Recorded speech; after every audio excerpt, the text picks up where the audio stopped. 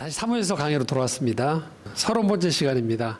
사무엘서 강의 땅에서도 이루어지다라는 제목으로 오늘 큰 제목하에 나와 함께 있으면 안전하리라 라는 제목의 말씀이고요. 본문은 사무엘상 22장 6절에서 10절, 16절에서 23절까지의 말씀으로 함께 은혜 나누도록 하겠습니다.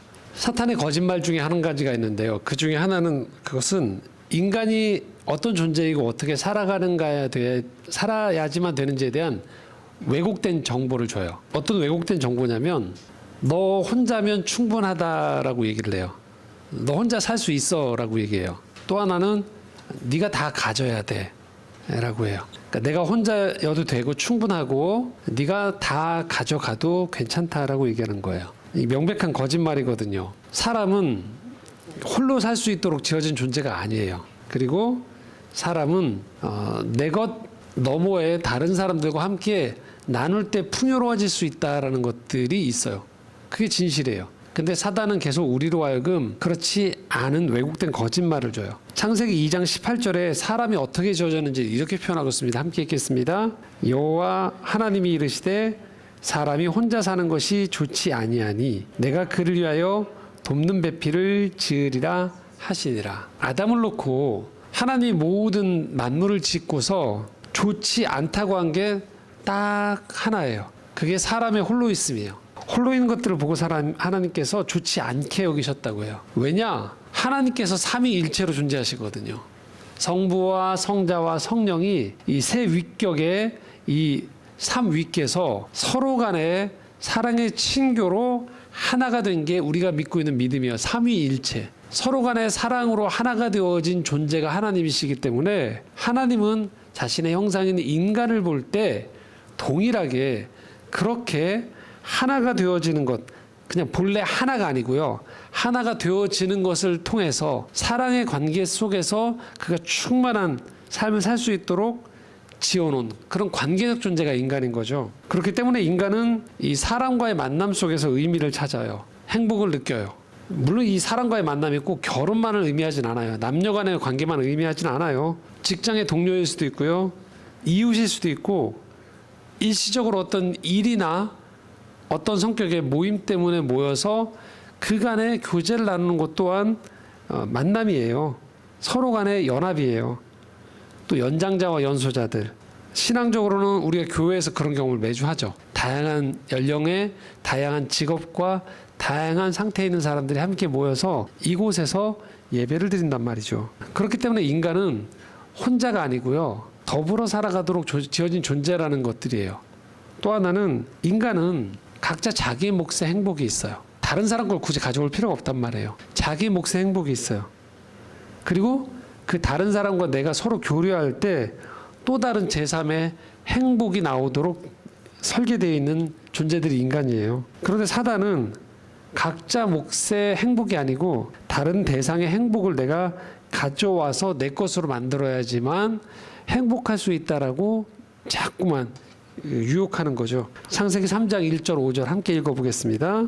그런데 뱀은 여호와 하나님이 지으신 들짐승 중에 가장 간교하니라.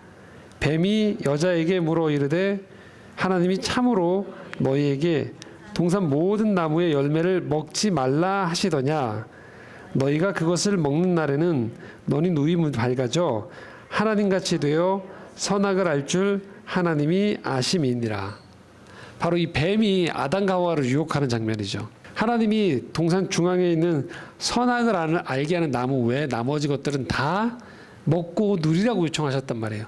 그런데 유독 뱀이 지금 아담과 하와에게 금지했던, 이거 말고 했던 바로 그것을 지정하면서 이것을 너희들이 소유하지 않았을 때 가져오게 되는 불평등, 불행, 불만족에 대해서 부추긴 거죠. 사실 아담과 하와 입장에서는 동산 중앙에 있는 이 선악을 알게 하는 나무가 없어도 상관없는 거예요. 모든 것들을 누릴 수 있기 때문에. 그런데 사단이 그 마음에 씨앗을 하나 심겨준 거죠. 이게 싸게 튼 거죠. 어떻게? 네가 너의 몫의 행복이 아닌 하나님 편에서 담아두셨던, 보호하고자 했던 저것마저도 네가 취해야지만 완전한 행복을 누릴 수 있다라고 유혹을 하는 거죠. 그러면서 이렇게 하는 거죠. 너희 눈이 밝아져서 하나님같이 되는 것, 그게 니들이 행복할 거라고 얘기하는 거예요. 근데 그렇지 않다는 거예요. 오늘도 우리가 사실 근데 이 유혹에 넘어가는 거죠. 그래서 개인적으로는 끊임없이 우리가 살아가면서 시기 질투해요. 누가 칭찬받으면 그냥 칭찬받은가 보다 해야 되는데 뭐예요? 저 칭찬이 왜 나한테는 안 오나라고 하면서 그 사람의 칭찬을 질시하는 거죠. 저 사람이 누리고 있는 어떤 성과나 성취들이 있으면 기뻐해주고 나는 내 몫의 성공을 성취해서 노력하면 되는데 마치 내 것을 뺏어간 것인 양 드는 생각들이 자꾸만 유혹에 넘어가는 거죠. 사회적으로도 이것들이 계속 부추기죠. 경쟁하는 거잖아요. 끊임없이 경쟁해야 되는 영역이 아닌 영역에서조차도 계속 경쟁하게 만들어요. 국가적으로 어떻습니까? 그래서 전쟁이 일어나는 거죠. 그래서 오늘도 우리가 살아가는 이 삶 가운데에서 저 사람을 통해서 얻을 수 있는 유익을 얻지 못하고 저 사람 때문에 내가 불행하다는 생각을 계속적으로 갖게 사탄이 만드는 거예요. 능히 누릴 수 있는 행복을 놓쳐버리는 거죠. 사울이 지금 그러고 있죠. 6절에서 8절 오늘 말씀 한번 같이 읽겠습니다. 사울이 다윗과 그와 함께 있는 사람들이 나타났다함을 들으니라.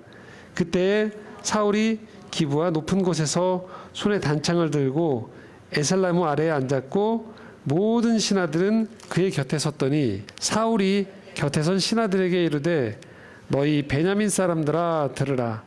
이새의 아들이 너희에게 각기 밭과 포도원을 주며 너희를 천부장 백부장을 삼겠느냐. 너희가 다 공모하여 나를 대적하며 내 아들이 이새의 아들과 맹약하였으되 내게 고발하는 자가 하나도 없고 나를 위하여 슬퍼하거나 내 아들이 내 신하를 선동하여 오늘이라도 매복하였다가 나를 치료하는 것을 내게 알리는 자가 하나도 없도다 하니. 자, 우리가 잊으면 안 되는 게 지금 이 한껏 불평을 얘기하고 있는 사람이 있거든요. 이게 사울인데 사울의 신분이 뭐죠? 왕이에요. 그러니까 다 가진 사람이에요. 근데 유일하게 지금 사울의 눈에 오직 뭐만 들어오고 있죠? 다윗만 들어오고 있어요. 본래 왕이 가지고 있는 단창, 이걸 가지고 사실은 통치하고 위엄을 나타내야 되는데 이거 용도가 계속 지난번에 살펴봤지만 다윗에게 집어 던지고요. 지금도 다윗 잡으려고 이 단창 쓰고 있어요. 그리고 그 옆에 사울의 신하들이 다 도열했거든요. 이게 다윗 편입니까? 자기 편입니까? 자기 편이거든요. 근데 지금 뭐 하고 있어요? 잊지도 않은 다윗 편인 것처럼 지금 이 신하들을 원망하고 있어요. 이새의 아들 다윗이 너희에게 밭과 포도를 줄 거냐?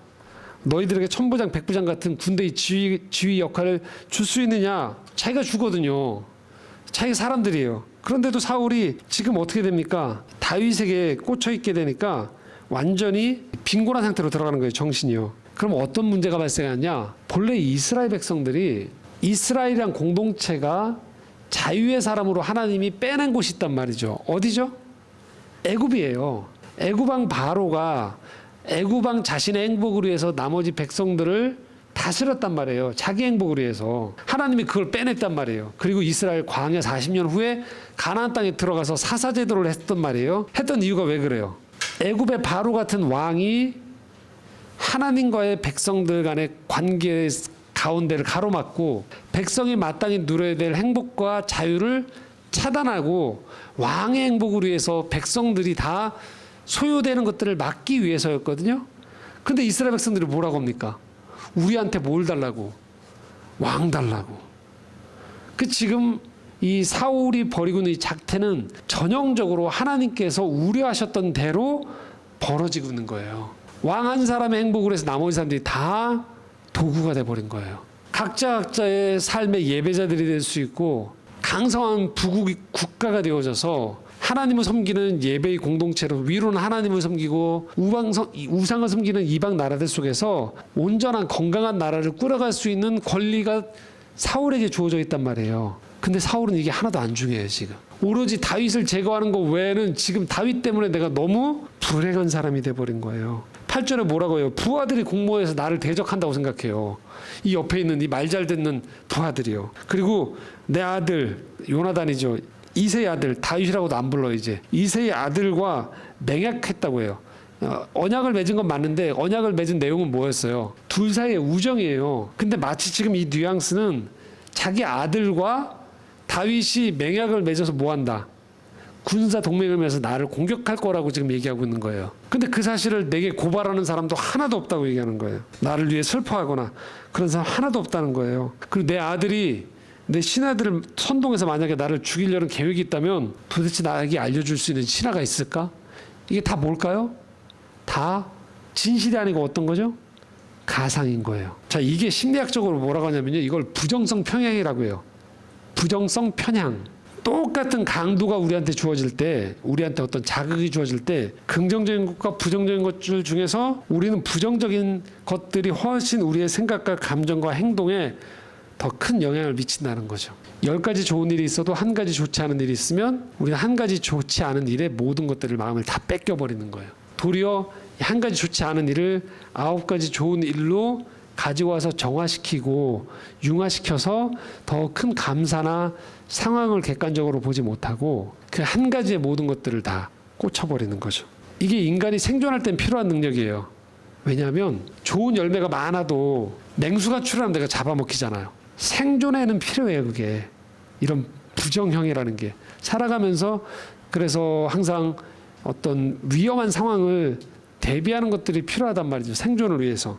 그런데 생존 너머에 들어가는 데조차도 불구하고 계속적으로 생존 모드로 살아가는 경우들이 있죠. 그야말로 낭떠러지가 됐어요. 완전히 인생의 절벽이 됐어요. 그때 생존 모드가 발동하겠죠. 근데 그 낭떠러지가 아닌 거 이제 들판으로 나왔어요. 그런데도 여전히 그의 마음속에는 항상 생존 모드로 살아가는 거예요. 그렇게 살다 보니까 눈을 쳐다볼 때 옆에 있는 사람들은 항상 뭐예요? 언제든지 나를 잡아먹을 수 있는 맹수로 보이는 거예요. 동료로 보이지 않는 거예요. 항상 긴장 모드인 거죠. 누가 나를 음해하나. 생존 모드에 넘어가서 일상적인 삶을 살아야 되는데도 불구하고 그곳이 어느 곳이든지 이런 식의 모드가 발동되어지면 항상 긴장 모드 속에서 사람들을 경계하고 판단하고 저 사람 때문이라는 것들을 놓치지 못하는 거예요. 이럴 때 사실 건강한 조력자가 필요해요. 이걸 끊어주는 사람들. 그렇지 않다는 더 먼 그림을 보여주는 것들이 필요하거든요. 공동체가 필요한 이유가 바로 이런 거죠. 내가 끊임없이 내 속으로만 부정적인 것들로 함몰되어질 때 끄집어내주는 역할들이 어떤 거예요. 다른 공동체 안에 있는 사람들 속에서 보는 거죠. 비교하기도 하고 견주기도 하면서요. 아, 내가 너무 내 문제 속에서만 골몰돼 있구나. 저분도 저런 어려움이 있는데도 불구하고 잘 살아가고 계시네. 또 나를 돌아보기도 하고. 그렇게 하면서 계속 가는 거죠. 근데 이게 빠져버리는 거예요. 또는 혼자 있거나 또는 이걸 부채질하는 사람들이 옆에 있는 경우들이 있어요. 사울의 경우에는 지금 부채질하는 사람이 옆에 붙어버린 거예요. 에돔 사람 도액이라는 사람인 거죠. 여우 같은 사람이에요. 9절 10절이거든요. 함께 읽겠습니다. 그때 에돔 사람 도액이 사울의 신하 중에 섰더니 대답하여 이르되 이새의 아들이 노베 와서 아히두베 아들 아히멜렉에게 이른 것을 내가 보았는데 아히멜렉이 그를 위하여 여호와께 묻고 그에게 음식도 주고 블레셋 사람 골리앗의 칼도 주더이다. 그러니까 다윗이 사울의 계속된 공격과 추격 속에서 도망다니다가 제사장 아히멜렉에 있는 성소로 들어간 거죠. 거기서 먹을 것을 먹고 추스리고 피신을 했던 거예요. 근데 앞에 거기에 에돔 사람 도액이 있었던 것이죠. 그 광경을 목격했던 거예요. 그리고 뭐예요? 사울에게 와서 지금 이것을 고자질하는 거죠. 밀고 가는 거죠. 더 사울을 악화시키는 거예요. 굳이 다윗을 쫓을 필요가 있습니까? 라고 해줘야 되는데 그렇지 않고 사울의 이 부정성 평행을 부채질하는 사람. 근데 보통은 우리가 살아갈 때 이 부채질해준 사람이 내 편이라고 생각하게 되거든요. 이 사람이 진짜 내 마음을 아는구나. 그래서 이 사람을 아군이라고 생각하는 거예요. 근데 실제로는 뭐예요? 나를 망하게 하는 사람이에요. 나를 악하게 하는 사람이에요. 다윗이 이 시편에서 이 도액이란 사람이 사울에게 밀고 했던 이 장면을 시편 노래로 불렀던 장면이 있어요. 시편 52편 1절에서 5절이거든요. 지금 이제 보통 우리가 스마트폰이나 이렇게 PPT로 보시기 때문에 표가 안 나지만 종이로 된 성경책에 보면 시편 52편 1절에서 5절에 이 앞에 왜 이 시편이 나왔는지를 설명하는 부제가 붙어 있어요. 뭐라고 써있냐면요. 에돔인 도액이 사울에게 이르러 다윗이 아히멜렉의 집에 왔다고 그에게 말하던 때라고 돼 있어요. 그때 지은 시예요. 그 얘기를 듣고서 함께 읽어볼까요? 1절부터 5절입니다. 함께 읽겠습니다. 포악한 자여 내가 어찌하여 악한 계획을 스스로 자랑하는가? 하나님의 인자하심은 항상 있도다. 내 혀가 심한 악을 꾀하여 날카로운 삭도같이 간사를 행하는도다. 내가 선보다 악을 사랑하며 의를 말함보다 거짓을 사랑하는도다. 셀라. 간사하녀여, 너는 남을 해치는 모든 말을 좋아하는도다. 그런즉 하나님이 영원히 너를 멸하시며 너를 붙잡아 내 장막에서 뽑아내며 살아있는 땅에서 내 뿌리를 빼시리로다. 셀라. 아멘. 한 걸음 물러선 사람이 보면 도에게 이 행위는 포악한 거예요. 악을 사랑하는 거예요. 거짓을 사랑하는 거예요. 그리고 간사한 혀예요. 근데 사울에게는 이게 참으로 힘이 되는 말이고 내 편이 생긴 거고 달콤한 말이 되는 거예요. 근데 다른 사람들이 보기엔 지금 뭐 한 거예요? 하면 안 되는 말인 거예요. 이 말은 다윗을 제거하면 안 되는 말인 거예요. 그런데도 불구하고 다윗을 제거하는 쪽으로 부채질하고 있는 거죠. 반면에 다윗에게 붙어있는 사람은 어떤 사람이냐?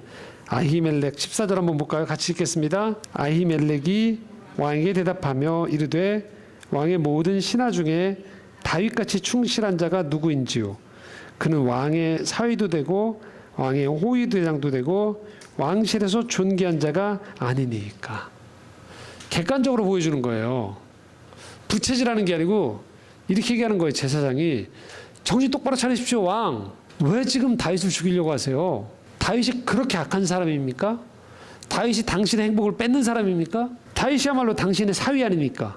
사위가 장인을 죽여요? 당신의 호위대장 아닙니까? 호위대장이 어떻게 자기의 주군을 죽입니까? 그리고 왕실에서 가장 존귀한 사람으로 인정받을 만한 성품과 리더십을 가진 사람 아닙니까? 왜 이 사람을 지금 죽이지 못해서 안달이십니까? 라고 지금 막고 있는 거예요. 사울에게 지금 사울의 이 악의 행위들을 거부하도록 지금 하나님의 음성을 지금 들려주고 있는 거예요. 그런데 사울은 이게 안 들리는 거죠. 지금 내가 살기 위해서는 반드시 다윗이 죽어줘야만 된다고 생각하는 거예요. 자신의 행복이 있고 다윗의 행복이 있다고 생각하지 않는 거예요. 내 행복인 거예요. 그러니 이 땅에서 사울의 눈에는 지금 다윗은 블레셋 못지않은 악인 거예요. 자, 여기서 빠져버리는 게 있죠. 뭐가 빠질까요? 다윗을 향한 하나님의 계획을 놓쳐버리는 거예요. 자신의 행위 안에 하나님이 어떻게 역사하는지에 대한 하나님이 다 빠져버린 거예요. 그리고 오로지 내 판단만 있는 거예요. 하나님이 과연 다윗에 대해서 어떻게 생각하시는지, 지금 내 마음에 대해서 어떻게 보시는지, 통치자로서 이스라엘을 통치하는 왕으로서 지금 내가 무엇을 해야 될지에 대해서 사울은 묻지 않아요. 오로지 자기 마음속에 들려오는 부정적인 소리에 대한 계속적인 정당화, 그것들을 강화하는 쪽으로 가는 거예요. 결국은 악을 저지르죠. 16절에 19절입니다. 함께 읽겠습니다. 왕이 이르되 아히멜렉아, 내가 반드시 죽을 것이요 너와 내 아비의 온 집도 그러하리라 하고, 왕이 좌우의 호위병에게 이르되 돌아가서 여호와의 제사장들을 죽이라. 그들도 다윗과 합력하였고 또 그들이 다윗이 도망한 것을 알고도 내게 알리지 아니하였으니라. 하나 왕의 신하들이 손을 들어 여호와의 제사장들 죽이기를 싫어한지라. 왕이 도에게 이르되 너는 돌아가서 제사장들을 죽이라 하며 에돔 사람 도에게 돌아가서 제사장들을 쳐서 그날에 세마포 에봇 입은 자 85명을 죽였고 제사장들의 성읍 노베의 남녀와 아이들과 젖 먹는 자들과 소와 나귀와 양을 칼로 쳤더라. 지금 사울이 엄청난 죄를 저질렀어요. 이스라엘 역사에서 있지 않았던 일이 벌어졌어요. 여호와의 제사장들을 죽인 거예요. 85명을. 그런데 죽이라고 할 때 신하들은 죽이기 싫어해요. 이게 죄인 줄 아니까. 근데 도액을 시키죠. 그가 85명의 제사장들을 죽이고 제사장의 가족들, 남녀, 아이들, 영아, 소, 나귀, 양 다 죽여버리는 거예요. 이렇게 부정성 평행으로 생존에만 몰두하기 시작하면 마음속에 이게 확정돼요. 내가 살기 위해서는 네가 죽어야 돼. 네가 없어야 돼. 사고가 계속 이렇게 흐르게 되면요, 관계에서 하나만 묻게 된다니까요. 그래서 너는 어느 편이야? 내 편인 거야? 저 사람 편인 거야? 함께 지혜를 모아서 이 상황을 풍성하게 제대로 보려는 노력을 하지 않게 되는 거예요. 그래서 너는 어느 편이냐고. 사울이 제사장을 죽였다라는 건 아주 상징적인 행위인 거죠. 뭡니까? 하나님과의 관계 안에서의 사다리를 끊어버리는 거예요. 물론 이후에도 사울은 계속 여호와를 거론해요. 하지만 이제 사울에게는 제사장이 필요하지 않은 거예요. 왜요? 내가 신의 자리에 올라 있는 거예요. 지금 그가 내리는 판단 자체가 갑자기 하나님이 재앙을 내리셔서 움찔하기 전까지는 지금 내가 이 모든 것들을 관장하는 진짜 왕이라고 생각하는 거예요. 참된 왕이신 하나님이 위임받은 왕이라 생각하지 않고 내가 왕인 거죠. 왜 그럴까요? 나는 살아야 된다고 생각하기 때문에 그래요. 그러니까 생존 모든 거예요. 여러분, 믿음이 뭘까요? 믿음은요, 그 생존을 하나님께 맡기는 거예요. 내가 저 사람을 죽여야지만 살 수 있다가 아니고요. 나는 언제 사는 거냐면 하나님이 나를 인도하실 때 내가 사는 거예요. 하나님이 나를 붙들어 주셨기에 내가 사는 거예요. 하나님이 나를 죽도록 내버려 두지 않는다라는 걸 내가 받아들이는 거예요. 사울의 심리 상태에는 하나님은 없고 인생의 다윗만 큰 산처럼 존재하는 거죠. 다윗을 제거해야죠. 믿음은 뭘까요? 죽을 것 같은 상황 속에서도 하나님이 뜻이 있다면 나는 죽지 않는다라는 거예요. 하나님이 나도 살리고 너도 살린다라는 생각과 마음이 내 안에 들어오는 게 믿음인 거예요. 살아있다라면, 그리고 내가 살아야 된다라면 어떤 식으로든 하나님이 내 인생에 생명의 꽃을 피운다라는 것, 그걸 내가 인정하는 것, 그게 믿음인 거예요. 네가 이렇게 해도 나 안 죽어, 이게 믿음인 거예요.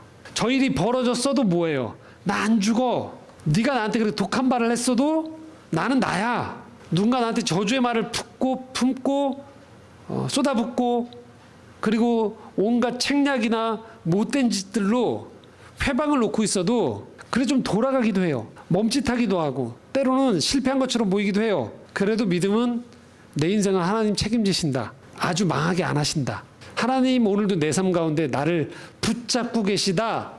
이거 인정하는 게 믿음인 거예요. 근데 우리가 다급해지면 어떻게 돼요? 믿음 집어던지고 뭐예요? 내가 다 나서는 거죠. 안 도와주시는 것 같으니까, 안 책임지실 것 같으니까 내가 나서서 이것들을 다 처리하려고 하다 보여.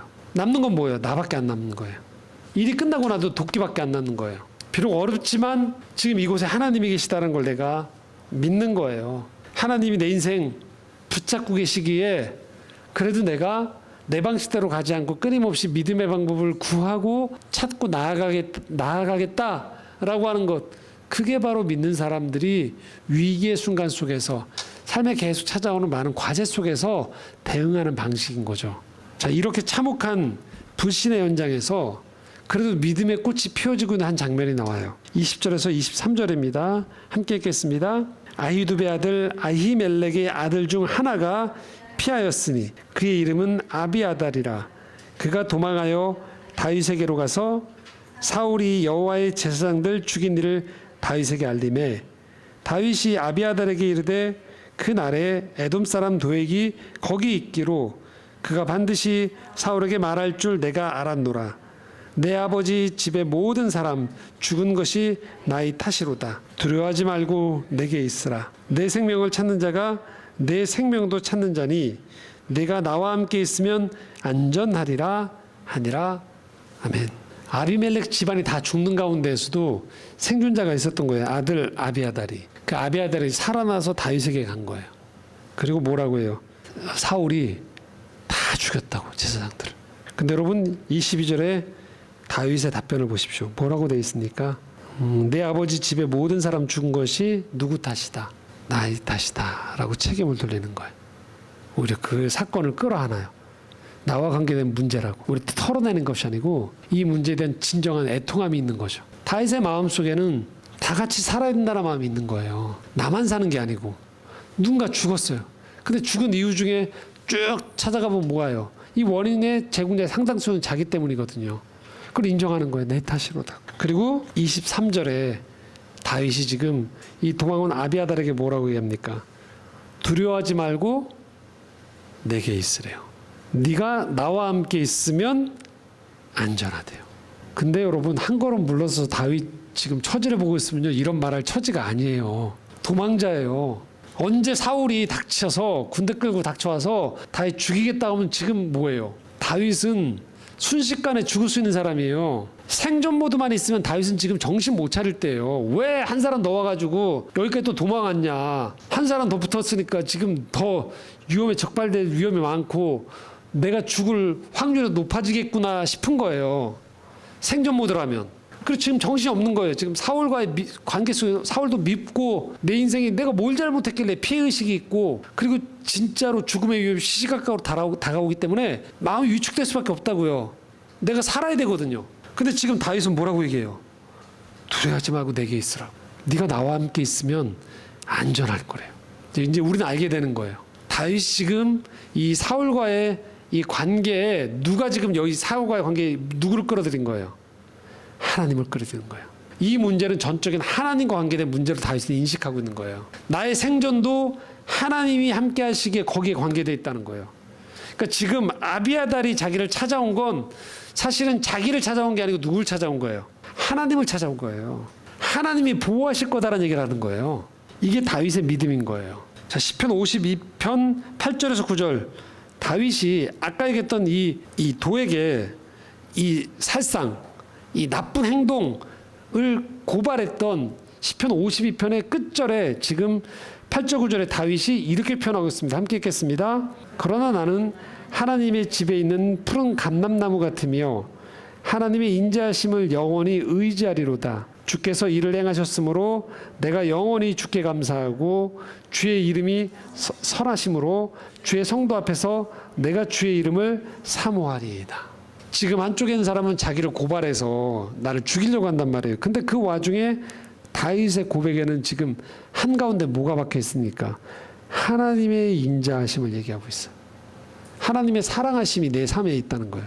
보십시오. 사울에게 믿음이 사라지니까 얼마나 강팍해집니까? 근데 다윗에게는 지금 하나님을 향한 믿음이 있으니까 그의 삶 가운데 얼마나 풍요로움이 있어요. 피난 중에도 그는 자기 스스로를 푸른 감람나무 같다고 얘기해요. 영원히 주께 감사하겠대요. 그리고 이 곤란한 지경인데도 불구하고 다윗은 하나님을 어떤 분으로 인식하느냐?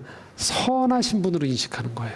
내 인생을 향해서 비록 사울은 악하게 대하고 있지만 그 악 너머에 하나님의 사랑이 나를 붙들고 있음을, 하나님의 인자하심이 내 인생을 책임지고 있음을 다윗은 알고 있는 거예요.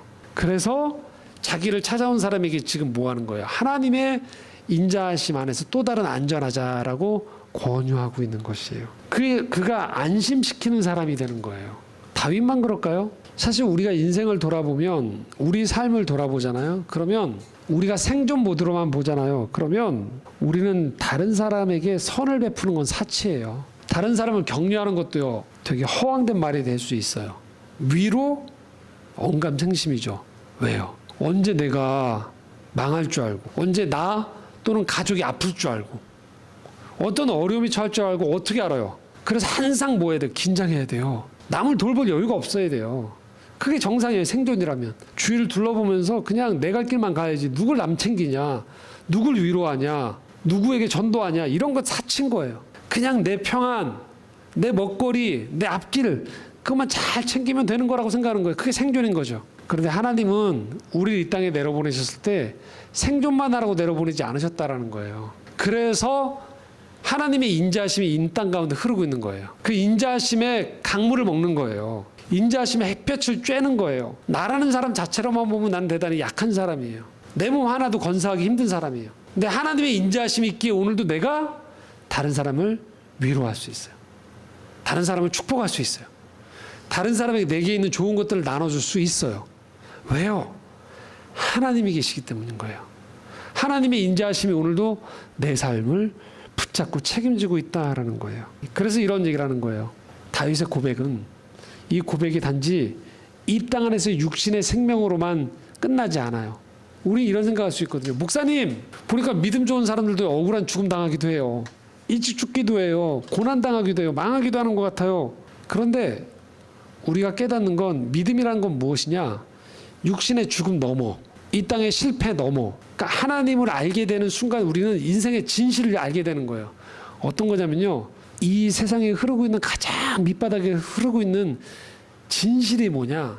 하나님이 세상을 사랑하신다는 거예요. 하나님이 세상을 복 주신다는 거예요. 그게 창세기부터 흐르는 거예요. 그리고 끝날에는 이렇게 피도 있고 엉켜 있고 망해 있는 것처럼 보이는 이 세상 내가 다시 새 하늘과 새 땅으로 완벽하게 완성하겠다. 창세기부터 요한계시록까지 얘기는 사실 그래서 뭐예요? 하나님의 사랑 얘기인 거예요. 우리가 인생을 살다 보면 대단히 힘든 일이 겪어질 때 우리 하나님의 사랑을 의심해요. 저분이 난 사랑하는 것이 맞나? 또 내가 사랑하는 사람들이 죽기도 하고 실패할 때 그 모습, 그 광경을 바라보면서 우리는 절망해요. 하나님 죽었나? 안 계신가? 근데 우리가 기억해야 될 사실은요.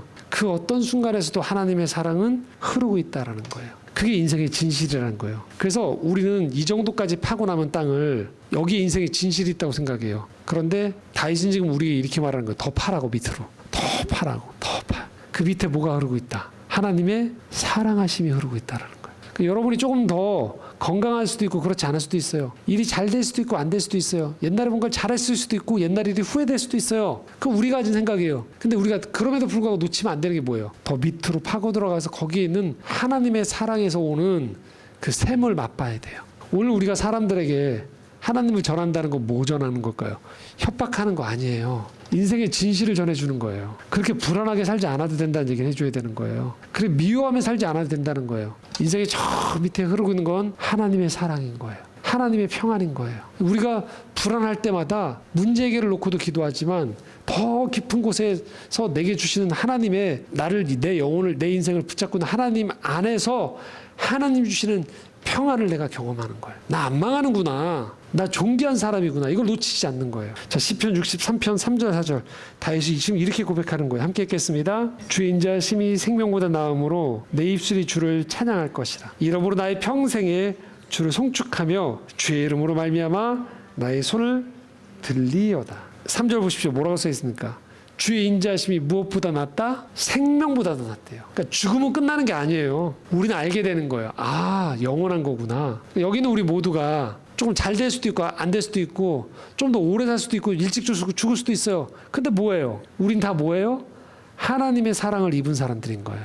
그게 진실이에요. 사람들한테도 그걸 알려줘야 되는 거예요. 당신 지금 그 모양보다 더 귀한 당신을 향한 사랑의 소리가 있다고. 당신이 경험해야 되는 평안이 있다고. 다윗은 그걸 경험하는 거예요. 그렇게 사울이 자기를 죽이려고 해도 몸도 힘들고 마음도 지치는데 때로는 영혼이 쪼그라들기도 하지만 그래도 하나님의 인자심이 내 인생을 붙들고 있는 거구나. 이걸 다윗이 믿었던 거예요. 받아들였던 거예요. 그러니까 자기 찾아온 사람한테 지금 나도 살기 바쁘거든 한 게 아니고 뭐예요?